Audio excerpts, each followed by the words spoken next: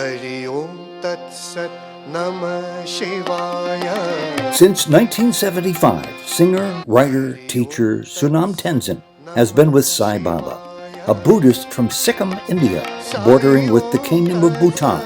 Sonam has an amazing depth of experiences and lessons learned from Sai Baba. Sai Om Tat Sat Namah Shivaya. The moment I saw him, again I would say it was love at first sight. Really? And then I felt that I'm looking at God. One of the greatest gifts in the entire history of mankind. I haven't heard of anyone telling any individual that you are God. Once Swami asked me, do you ask your mother for any testimony whether you are her son? It was never required. It was a gut feeling that yes, I'm her son. Yes. She is my mother. Yeah. So feeling about God is like that. You don't look for evidences. Am I really God's son? You should have the conviction of Jesus Christ to say that I am the Son of God. Till you become I and my Father are one. First you should have, it begins with the conviction that I am the Son of God. To feel that light in you, in fact, that is the greatest boon, because we are a step away from Advaita. In 1977, he called us in for interview, and then he said, I had given you a very good life and you have completely, taken it for granted. I gave you, your youth you have abused. But then I had gone there not with any expectation for a new lease of life, because I knew I was dying. I was very sick. Then I said, Swami, I have come here to die at your lotus feet. Then Swami lifted me and said, no, it's not easy to die. Swami said, it's not that easy to die. You have to live. Then he created Vibhuti and said, breathe in. So he did that with force. With force. And I did that. I took a full breath in. Okay, I was healed that moment. And he said that now you live your life properly. Welcome to Souljourns, from Sikkim, India to California. This interview was recorded in San Francisco in 2016. My mother, she happened to know about a free flow of Vibhuti happening in one of her friend's house. So she went to see that and came home with a book. It was a compilation of bhajans compiled by a Nepali devotee from Darjeeling. And it had a picture of Bhagwan holding a white handkerchief, and the moment I saw him, again I would say it was love at first sight. Really? And then I felt that I'm looking at God. Knowing nothing more than Nothing more than that. No rationalizing. And till that time, we come from a very God-loving family. And we are basically Buddhists. I come from Sikkim, as you know very well.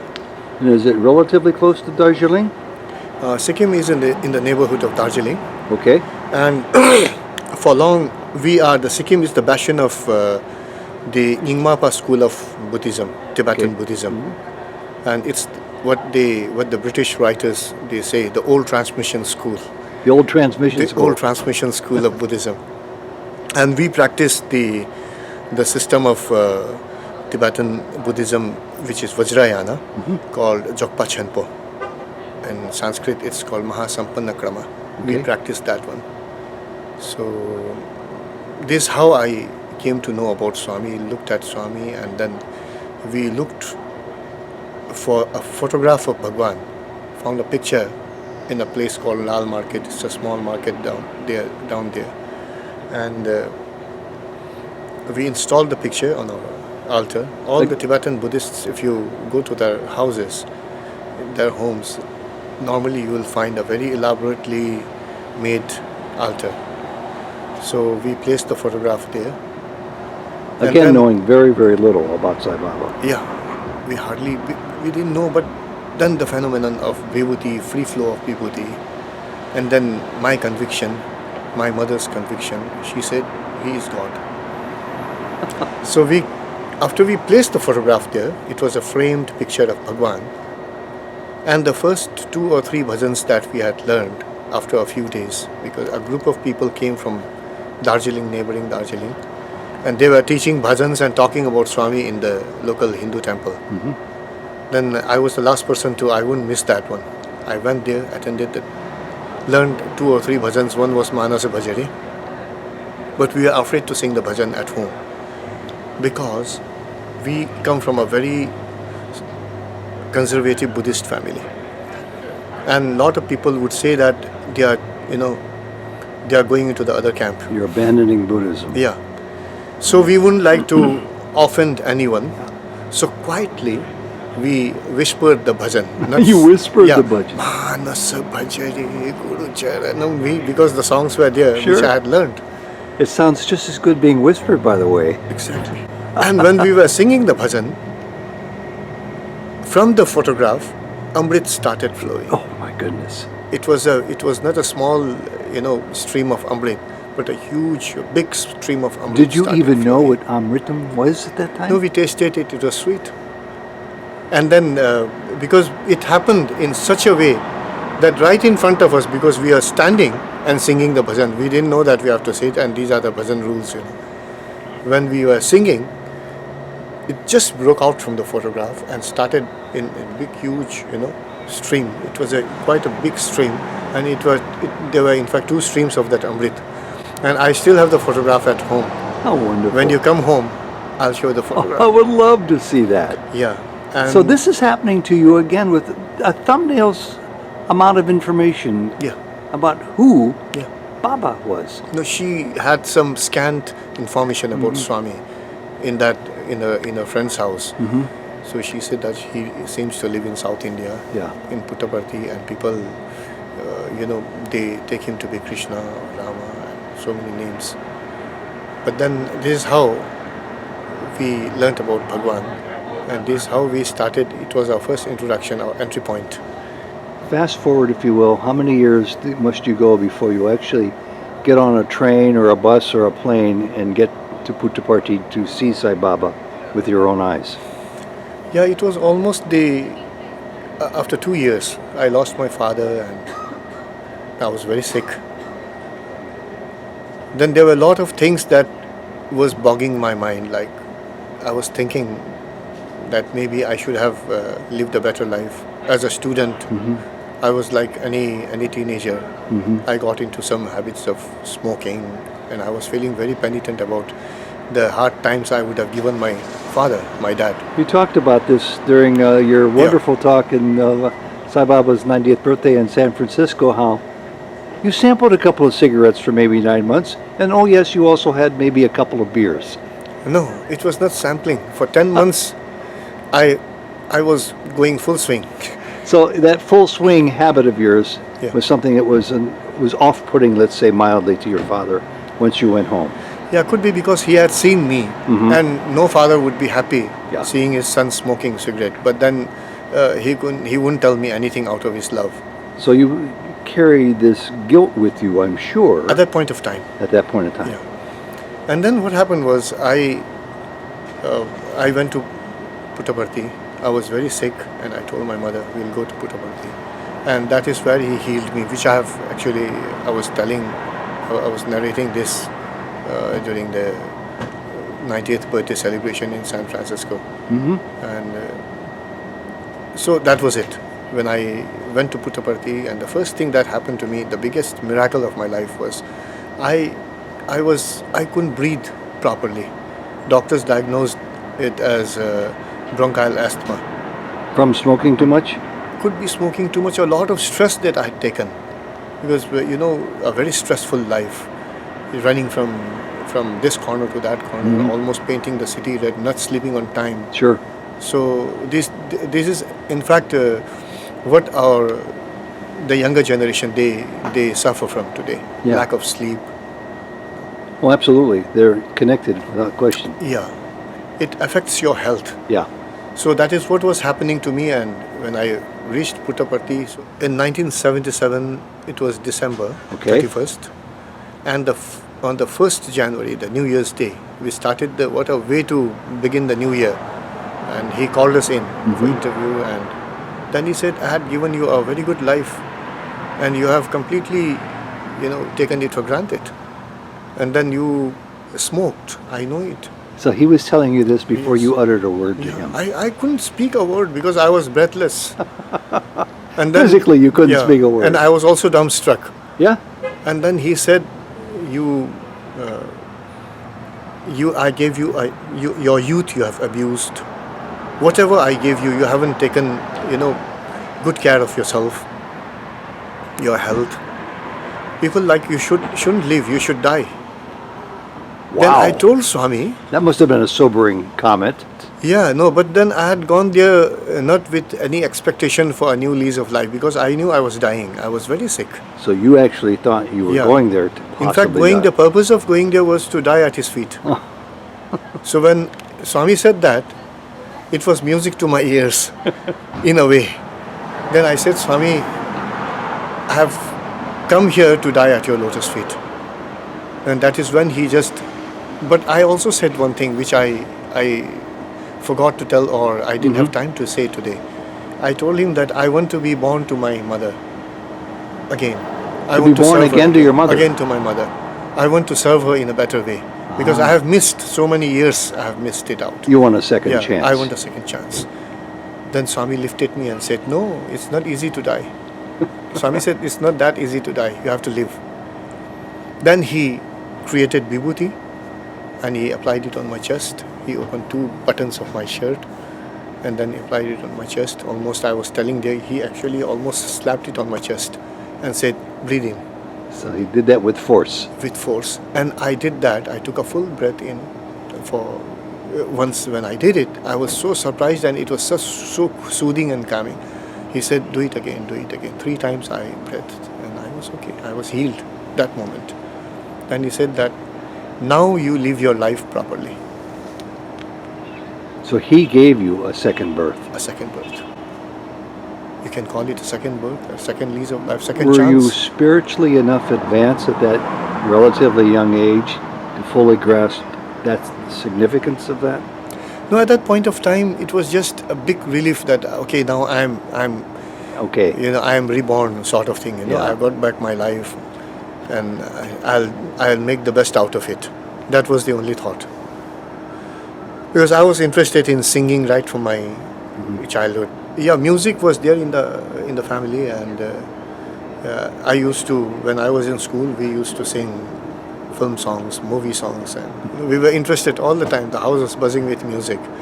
And the secular movie songs that had nothing to do with Baba, of course, and nothing to do with spirituality, did you find the quality of the artistry of the music uplifting to your Definitely. soul? Sure, definitely. See, I'm always intrigued by that. Not Yeah. that I'm an expert, because I don't know much about it, but I too share in that I'll hear a song that sometimes brings me to tears, and I'm not quite sure why. Swami, I didn't ask Swami directly this, but then he said that every song that you hear, the song of nature, everything is the song of the spirit. It's a devotional song. The whole of earth, the whole of nature is celebrating. And why shouldn't you join? Sure. It cannot be a segmented music.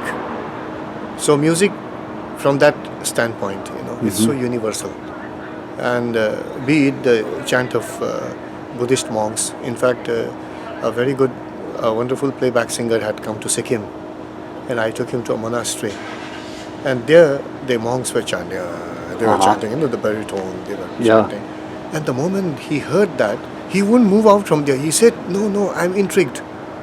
This is the most musical thing that I'm hearing. It's the kharaj. Kharaj is the bass. I'm hearing this voice. We should do this." So he was transfixed. So what I'm telling you is, it's the universality. And Swami said this to me, that in a movie song, if you look at it from the right perspective, in a movie song, there is normally in a Hindi movie song, in an Indian movie song, you find a description of a beautiful woman. And the descriptions, go into at any length. Sometimes you describe a woman for her gait, Yeah. for her looks, for her eyes, and for the Surahi Dar Gardan, means, her neck and everything. He said, you are describing mother. You are describing the universal mother. Because there is no woman in this world, in this mortal world, who really, can be compared to those descriptions. Yeah, that's right. Yeah. Because that is when the poet completely lost count of time and space and everything and wrote down the poem. And ultimately, when you try to compare that poetry, those descriptions to any woman in this world, you normally find that such a woman doesn't exist in the mortal world. So she is the universal mother. Every song is a song which describes, which glorifies the mother, which glorifies nature. So now you've got music on your mind. You've got Sai Baba, a new lease on life. You're in Prashanti Nilayam. Did you go to school there? Yeah, I did. I joined 11th standard there in Vrindavan. Those days it was called the Sri Satya Sai. It was the Sri Satya Sai Arts, Science and Commerce College. Okay. It was affiliated to the Bangalore University, and the pre-university course was affiliated to the Karnataka Pre-University Board. So I joined that one. And were you a good student by this time? Yeah, I would say, I wouldn't say I was a brilliant student, but I'll say I was a very good student. And did you start to find your way as to how you wanted to think about spending the rest of your life at that time? Yeah, I never thought, because I took life in a stride. And whatever happens, I do that even now. Because you don't know what happens tomorrow. And But then one thing is there, that you are all the time, focused on him. Yeah. My Guru, my Sadguru, my God, my Bhagwan. And but for him, I would have no God. Because I never believed in anything of this sort. In fact, I have a small, can I digress a bit? Sure. Because the Tibetan Buddhism and these things come into, come into the account. Please do. Whenever you talk about me, or because I am a Buddhist, Yeah. a born Buddhist, which I was telling about. Those days when I was in school in Sikkim, after my higher secondary, I did my higher secondary after my schooling. I went with a group of students from my old school in Sikkim, Gangtok, to a place called Rumtek. Okay. So Rumtek Monastery happens to be the seat of the Dharma Chakra Center. It's the seat of the Karma Kajukpa school, where 16 reincarnations of the Karmapa Lama, the Karmapa, His Holiness Gyawa Karmapa, they lived there. So I went there to have a darshan of the Gyawa Karmapa. Very auspicious location. And it's the Vajra Mukut. The main thing that you see there is the Vajra Mukut, which the Karmapa Lama, His Holiness Gyawa Karmapa wears on his head. And then when that is displayed and people sit there, so it's an occasion. It's a very spiritually charged occasion wherein. So I asked people, what happens if you have a glimpse of that? So people told me that if you see that, your sins are washed away. So I said, it's very easy then. You pay the fees, go and sit there. So I used to be that skeptic. Yeah. I had to rationalize everything. Sure. I was a big question mark. I understand. So when I saw that one, and soon after the darshan, we went out, and I saw some monks taking, trayfuls of food, and most of it contained meat, and So I had my own questions. So I asked one of them, "Whom are you taking this for? To who's going to eat this?" He said, "We have very high potentates there, very big regents living there. So the Rinpoches are going to eat this. We are taking their lunch." So I said, "Rinpoches are going to eat this meat? Buddha taught non-violence, and what about this one? How do they go together?" Since that day, I became a non-believer. I can understand why. I said, no, it cannot be. What we are practicing is completely different from what was taught by the Buddha. This is how I rationalize it. And then I used to be completely in sheer distress, even after I joined Vrindavan in my 11th standard. Once in a while, I used to be very despondent. So during one of those despondent moments, Swami caught me, and that happened in the Vrindavan bungalow, Swami's bungalow. And it was in the safe room that I was talking about today. I was there, and Swami just caught me and said, "Why are you putting up a castor oil face?" Castor oil face is, when you're downcast and you're pulling a long face and you're looking very depressed. So castor oil, when you drink castor oil, your face gets contorted. Yeah, and, it's like biting into a lemon. Yeah, so it's almost that. So when I when he asked me that, I was looking at his lotus feet.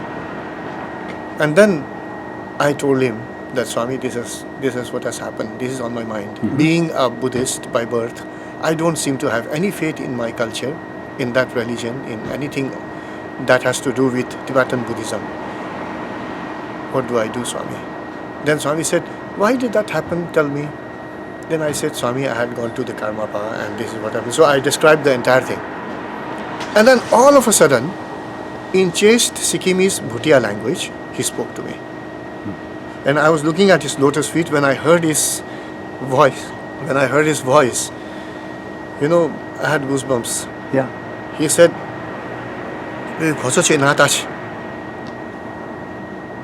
then he was telling me about Chagya Chenposine.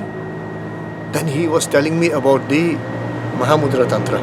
I didn't understand what he was telling me, why he was, it was an initiation into Mahamudra Tantra, how would I know? Then I said, Swami, why are you telling me all this? Yeah, I had heard him speak, very clearly I had heard him speak my mother tongue. But then when he went on to tell me And about how the regional Mahamudra is your Tantra. mother tongue? Is it for the whole province of the state? No, because we are the southerners. Okay. So people living towards the southern slopes of Tibet, they all speak the dialects are different. So ours is the Hapa. And Okay. plus there's many regional languages throughout all of India. Yeah. And here he is speaking your dialect. My dialect. Your language. Yeah. And that is Loke. So Bhutia, we call it Bhutia language.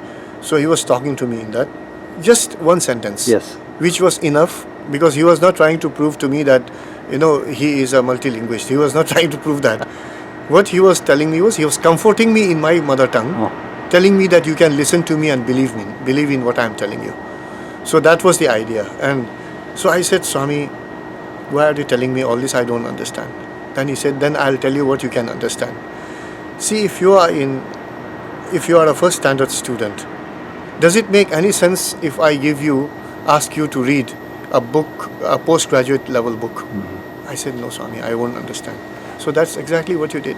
You made a quantum jump from your level of understanding, and you, unfortunately, he said, you passed a judgment on a potentate like Yava Karmapa, who is so high up there. Without first having enough information. Yes. When you become a Karmapa, when you reach that level of Karmapa, then you won't have questions to ask. But first reach that level. If you want to understand that book pertaining to post-graduation, then you have to first become a postgraduate student yourself, then you'll understand. He really explained it well to you. Like this, in Hindi. The rest of it in Hindi. And at your level, you passed a judgment. You misjudged somebody who deserves to be revered and worshipped. So I said, Swami, at that level what happens? He said, that is a level which is gunatit and bhavatit, he said. It is beyond the senses and beyond the gunas. Leave it for there when you arrive there. Yes. To understand. Exactly. Did that wash with you? Did you accept that? I accepted it because it was so rational. Yeah. The moment he said that, yes, Swami. Yeah. So unless you reach there, you should not judge. So I said, Swami, then what should I do? Now I'm feeling bad about it. He said, there's nothing to feel bad about it. You know, religion is just a thin ice, he said. Either you are on this side or other side, doesn't make any sense. Then he said, somebody says, I worship Sai Baba. Does it make any sense? By just merely installing a photograph on your altar and saying that from today I have started worshipping, what does it mean? If you really want to worship God, then you listen to God's words and you practice them in your life. Yeah. God doesn't need that, you'll need it. And ultimately you will become God. He said that, and it was an eye-opener for me. It washed away everything, all my guilt. Oh my goodness. Okay, let's fast forward to last night. What I saw last night, that I have a feeling you had a major hand in orchestrating, and tell me where I'm wrong here, I got the impression that these young former students of Sai Baba, all accomplished musicians, as they walk their separate paths throughout this world, came together with you. I don't know where you found the time to put it together, but you played such a wide variety of music that reverberated in and outside of our hearts, the several hundred of us, that it was mesmerizing. And I have never experienced that before. Maybe it was the length of time, maybe it was the range of music, maybe it was the diversity of content. I don't know. No, to put the facts together, I never did anything there, like bringing them together. Each one of them is an accomplished musician in his own rights, and they came from everywhere. In fact, with that support, with all of us put together, 6 streams coming from different directions and getting together, and because there was a vast space here, a platform here, which was holding us together, and there were people who were listening in total appreciation. All of us, we were bound by Bhagwan's love to such an extent that we all felt the same way. It was 5 hours. 5 hours, and we didn't feel. No, Yeah. it was just incredible. So, did you teach them music? No, Or you were a guide to them? Never. You were in None of Puttaparthi at the us, time. yeah. They were all there, right? Yeah. We would meet each other once in a while, but, I was never a music teacher. Do you do this often? Go around the world? You're in from India just Yeah. for this birthday. Yeah. You're not living in California No, or no, I San don't live here. Francisco. Do you do this other times? Whenever opportunity knocks, I never miss a chance. But if I went to Carnegie Hall for a concert of equal caliber, it would be an hour and 20 minutes long, not a minute more. Yeah. How can people sustain themselves with such an array of music at every level of emotional, spiritual tuggings and One succeed? could be that there were different genres yesterday flowing there. We had Priyant from the Berkeley School of Music, Yeah. a wonderful accomplished musician. And then we had ghazals, we had devotional bhajan, Yeah. we had different genres, qawwalis. So one thing is, because of the variety, people really, it holds people their interest. The other thing is, basically yesterday everyone was in a mood to celebrate Yeah. Swami's divine birthday. 90th birthday. Yeah, but to be touched by Swami. Yeah. And when he had already touched us, no one would like to leave it and go. And this was a couple of weeks following the tragedy of Paris. Yeah.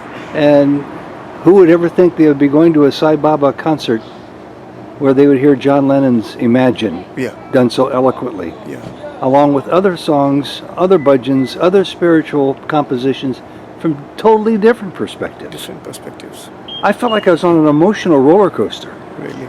And that is what Swami does, because, as I was telling you this evening, in Prashanti Nilayam we have the informal school of music where people learn different genres of music on their own, guided by Bhagwan. Yeah. And who's to say which is the more powerful school of music? The informal or the formal? Both are powerful. But their boys are they are so lucky to learn music and be there. It used to be my dream once upon a time. How I wish I would do nothing but music and still be allowed to live at his lotus feet. And these boys are getting that opportunity. So let me ask you a silly question. Did you enjoy last night as much as everybody in the audience I did? enjoyed. Because we enjoyed, everyone enjoyed. It's a reflection, resound and reaction. That's what Swami says. We look into each other and I find me reflected in your eyes.